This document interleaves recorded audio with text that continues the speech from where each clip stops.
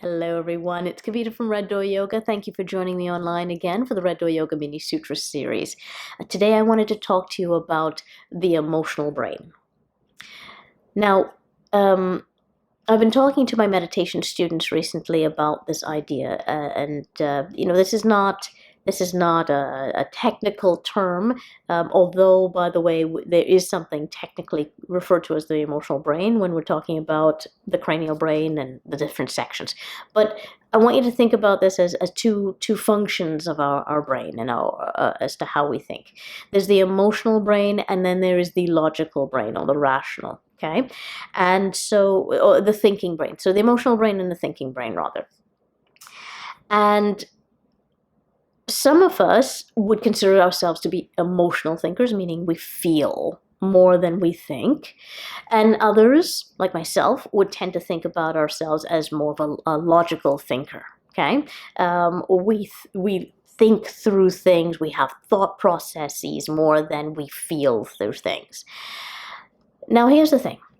We're all emotional. Even those of us who think we're so logical.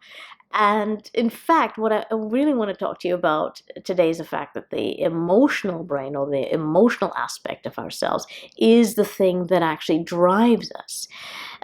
There have been examples of this in neurological history where people have had damage to the emotional part of their brain. This is where I said there is such a thing as an emotional center, okay, and when we're talking technically with the brain. So they've had damage to the emotional centers, and when they've had damage to the emotional centers, so it has impaired their ability to feel. What we find is it then impairs rather their ability to logically make choices and to have a drive to do anything. Okay,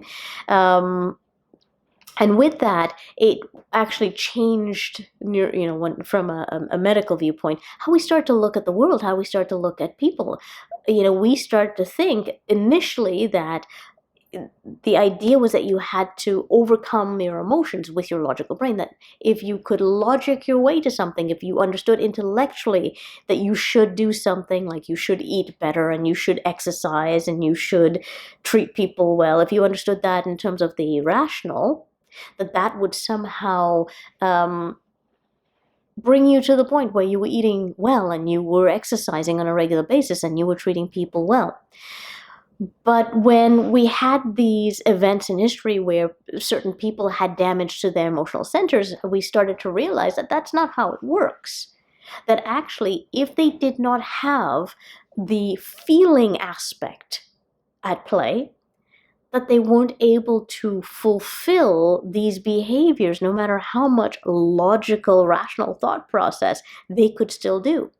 There have been examples where people, their IQ, their logical processing, their memory, everything is completely intact. In fact, their IQ is high, but their emotional center has been damaged, and so they have trouble feeling. And once they have trouble feeling, they have trouble doing. So the point here being is that it is our emotions that actually drive us. It is our emotions that move us into action to do anything.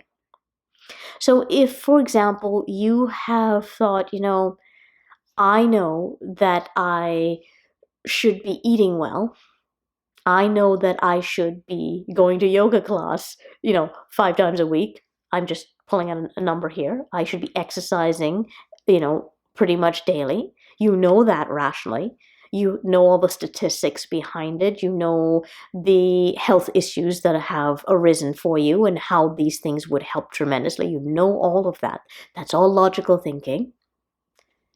But you're finding that you are not doing it. You're like, I know, so why don't I do? It means that you don't have feeling behind this. You don't have feeling behind eating well. You don't have feeling behind that food. You don't have feeling behind exercise. That's why you're not doing, despite all you know. Because your rational thinking brain isn't your driver. your emotional feeling brain is. So if you understand that rationally, if you understand that from an intellectual viewpoint, the good news is the intellect has a role to play, and we're going to use it right now. And the role it has to play is to go, intellectually, I understand the information you're trying to teach me, Kavita. And so what I understand you're trying to say to me is that if I'm struggling to do something I know I quote unquote should do, that what I need to do is actually find a feeling, an emotional drive behind it. I have to tap into my emotions to go in that direction. I have to find something about that thing that I can be happy about. Not that I can think is good, but I can feel something for. And there's always something that you can feel something for. You just need to look at it in different ways until you go, oh, there's something. I feel something when I look at it this way. I feel something. It lights me up a little bit when I look at it this way, when I think about it this way. Okay? It's the emotional brain that drives us. But don't throw out your logical brain. It has a role to play. We'll talk about that more over time. Okay? I hope that was helpful, everyone. Please do join me online again. I'm here every week with you guys for the mini sutras, but I am around outside of that. So if you've got questions, put them in the comment section of this video. Okay, I'll come in and I'll read. I'll be told by Facebook or by YouTube when there's a comment, when there's a question. I'll come in and I'll take a peek. Okay. And if you've got, if you find that this was helpful to you, share it with others. Okay. If you've got things that you want to know more about, ask. Say, could you talk a little bit about this? I'd be happy to come on and do a mini sutra and talk a little bit about something that would help clarify things for you. Okay? Thank you, everyone, and I look forward to seeing you again online very, very soon. Namaste.